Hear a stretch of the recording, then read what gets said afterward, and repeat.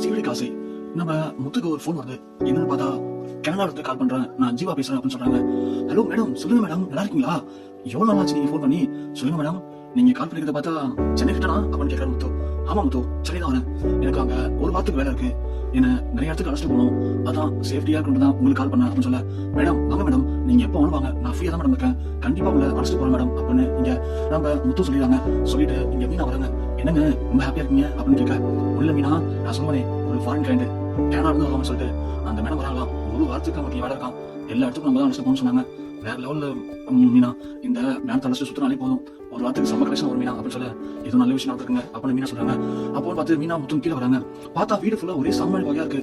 என்ன மீனா நீ இங்க இருக்க, வேற யாரும் இப்படி பூஜை போறது அப்படின்னு சொல்லிட்டு வராங்க. இங்க விஜயாவும் இந்த மீனா என்ன இன்னைக்கு ரொம்ப ஓவரா பார்க்க போட்டிருக்கா அப்படின்னு சொல்லிட்டு விஜயா வராங்க. அண்ணாமலை என்ன விஜயா மீனா காலையிலேயே பூஜை பண்ண ஆரம்பிச்சாலா அப்படின்னு வந்து பார்த்தா இங்க ரோகிணி சாமி விட்டுருக்காங்க. ரோகிணியை பார்த்து விஜயா, ரோகிணி நீ எந்திரிச்சிட்டியாமா அப்படின்னு கேட்க, ஏஸ்டா ஆண்டி அப்படின்னு சொன்னாங்க. எங்க மீனா மாதிரி தெரியல உள்ள இருக்குது யாரு அப்படின்னு பார்த்தா இங்க முத்து மீனாவும் ஆப்போசிட்ல வராங்க. ஏ மீனா நீ இங்க வரியா, உள்ள இருக்குது யாரு அப்படின்னு பார்த்தா அது நம்ம மனோஜா இருக்கு.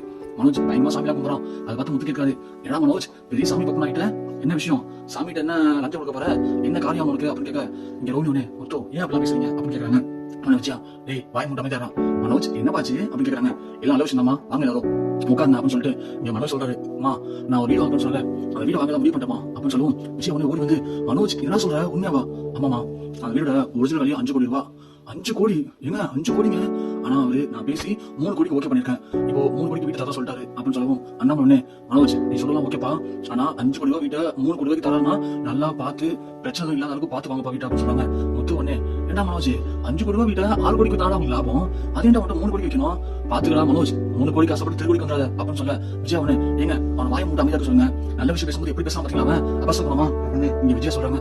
உடனே அண்ணாமலை முத்து வாயை மூடிட்டு அமைதியா அப்படின்னு சொல்றாங்க. அதுக்கப்புறம் பார்த்தா முத்து மனோஜ் சொல்றாரு முத்துக்கிட்டாங்க, அந்த வீட்டுல போய் நம்ம ஒரு 2 நாளைக்கு ஸ்டே பண்ணலாமா, ஸ்டே பண்ணா அந்த வீடியோ எப்படி உங்களுக்கே புரியும் அப்படின்னு சொல்றாங்க. அதுக்கு வந்து முத்து வந்து 2 நாளா சவாரிலாம் இருக்கு, எனக்கு செட் ஆகாது அப்படிங்கிறாங்க. ஒரு பக்கம் சுத்தி ரவி அவங்களும் முடியாது சொல்லிடுறாங்க. அதுக்கப்புறமா இங்க விஜய் சொல்றாங்க, என்னங்க இப்படி பண்றாங்க அப்படின்னு சொல்லவும் முத்து யோசிக்கிறாரு ஒரு நிமிஷம்.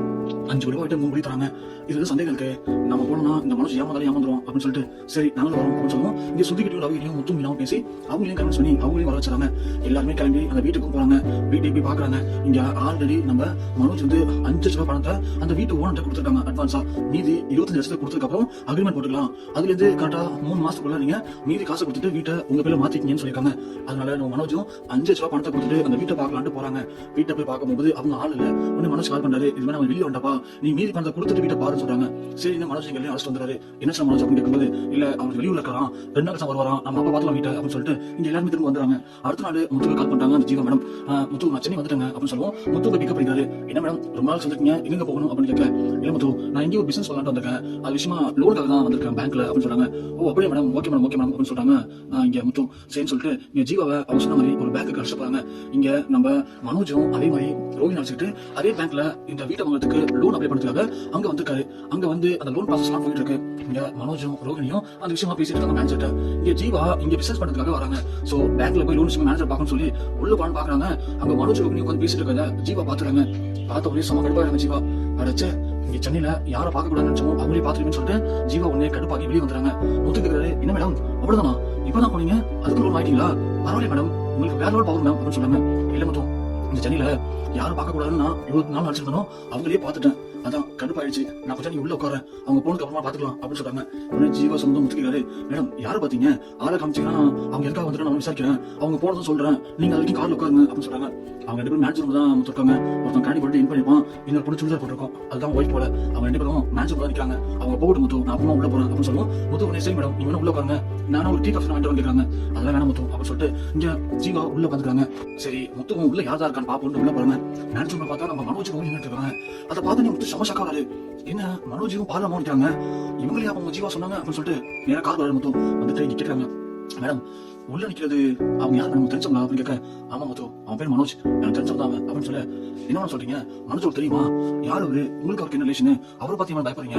அவர்தான் ஒரு சாந்தமா நீங்க பண்றதும் இருக்கு அப்படின்னு கேள்வி. ஏதோ மனோஜ் காட்டுறாங்க, வேற ஒண்ணும் இல்ல. மனோஜ் சாஸ்திரம் விசேஷத்துல கேட்டு சாட்சி கேட்டு ஷோக்கு எல்லாமே இவனதான் மனோஜ் சொல்லுவேன்.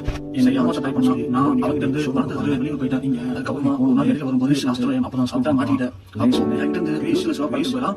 எப்ப ஷோ பண்ணா போலீஸ் சொல்லி என்ன வாங்கிட்டான், அதுக்கு வாங்கிட்டு சொல்லிட்டு என்கிட்ட சைன் வாங்கிட்டான் அப்படின்னு சொல்லி முத்து ஷாக் யாரும் அங்கிள் நீங்க என்ன சொல்றீங்க? அப்போ நீங்க தான் மனோஜ் அவர் ஜீவாவா அப்படின்னு கேட்கறாங்க. ஆமா முத்து அவர் உங்களுக்கு எப்படி விஷயம் தெரியும் அப்படின்னு கேட்கறாங்க. ஆமா மேடம் நான் தம்பி மேடம் அவங்க சொல்றாங்க. என்ன சொல்றீங்க? ஆமா மேடம் நான் சொன்னேன் உங்க தம்பி தான். நீங்க சொல்லிட்டு பணத்தை விஷயம் தெரியும். ஆனா பணத்தை கொடுத்துட்டீங்களா? ஆமா முத்து அப்பதான் ஸ்டேஷன் நம்பர் சாட்சி கேட்டு போறீங்க அதெல்லாம் போறீங்க அப்படின்னு மேல மேடம் நீங்க எங்க பண்ணீங்களா? கிறிஸ்டல் சொல்றீங்க ஸ்கூல்ல பாருங்க அப்படின்னு டாக்குமெண்ட் எடுத்துக்காம அப்போ பாத்தீங்களா டாக்குமெண்ட்ல என்கிட்ட இருந்து பணத்தை வாங்கிட்டு சொல்லி உங்க அண்ணனும் உங்க அண்ணி சைன் பண்ணிருக்காங்க பாருங்க இந்த பாருங்க சொல்ல அது பார்த்து முத்து சும்மா சக்கா என்ன சொல்றீங்க? இது வரைக்கும் அவன் பணத்தை ஏமாத்தி சொல்றீங்க அப்படின்னு தரவேல சொல்லிருக்கான் அப்படின்னு சொல்றாங்க. இல்ல பார்த்தா அது பணத்தை வந்து உண்மைதான் பார்த்தேன். அது எனக்கும் அவனுக்கு சின்ன பிரச்சனை நான் என்ன பணத்தை எடுத்து போயிட்டேன் இல்லைன்னா சொல்லல யாரும் வேணும் அதுக்கப்புறம் வரும்போது அவன் என்ன போலீஸ்ல மாட்டிக்கிட்டு போலீஸ் மூலமா என்கிட்ட வந்து பணத்தை வாங்கிட்டு வந்து அப்படின்னு சொல்லுவோம். வந்தாங்க சும்மா துஷவாலி அப்படின்னு நேரா ஜீவா வருஷம் வீட்டுக்கே போறாரு. எனக்கு வீட்டுக்கு போனது என்ன விட மிச்சமா இருக்காங்க. யாரும் வந்து என்னாச்சு கேட்காங்க. அப்பா நீங்க யார் தெரியுமா?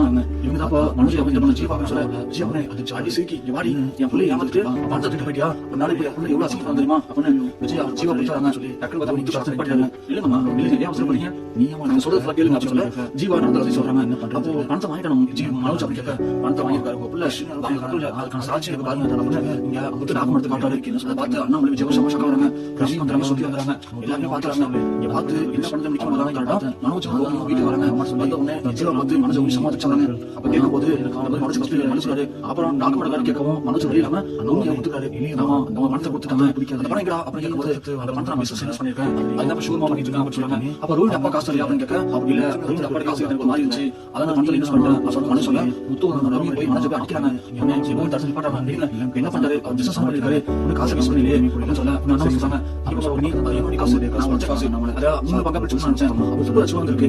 அப்போ உங்களுக்கு 10 லட்சம் போக மீதிக்கு 20 லட்சம் முத்துக்கு 10 லட்சம் ரவிக்கு 10 லட்சம் வரணும். அந்த பணத்தை கொடுத்துருங்க இல்லன்னா அந்த வர பிசினஸ்ல வர லாபம் தான் 3 பிரிச்சு நாளுக்கு பங்கு கொடுத்துருங்க அப்படின்னு நான் சொல்ல மனோஜ் அது பண்ண முடியும் பிசினஸ் பண்றதுனால பணம் பங்கு மட்டும் அவங்களுக்கு அவங்க கேட்க நான் இருக்குல்ல அந்த 10 லட்சம் ஒரு மாசத்துக்கு மனோஜ் சொன்னாங்க இன்னும் 10 நாள் டைம் இருக்கு 10 நாளுக்குள்ள பணத்தை எடுத்து வச்சு வரப்போம் இல்லையா அந்த பிசினஸ்ல அப்பா சொன்ன பங்கு பிரிச்சு கொடு பண்ணலாம் இல்ல ஏன் இல்ல நான் வீட்டுக்கு போறல 3 கோடி ரூபாய்க்கு 3 கோடிக்கு வீடு முடியல இந்த 30 லட்சம் பணத்தை தரல இங்க பண்ண மனோஜ் டான்ஸ் பணத்தை எங்க கொடுத்துரு இல்லன்னா அந்த வீட்டுல வாங்க முடியாது பாத்துக்கோ அப்படின்னு இங்க முத்து மிரட்டிட்டு போயிடாரு. உடனே இங்க விசாரிக்கிறாங்க என்ன மனோஜ் என்ன புத்தி உனக்கு அம்மாவோட சொல்ல மனசுல நீ அப்படின்னு சொல்ல இல்லம்மா அது வந்து அப்படின்னு சொல்லுவோம் விஜய் மனசு ஓங்கி அரைஞ்சிட்டு அமைதியா உள்ள போயிடறாங்க.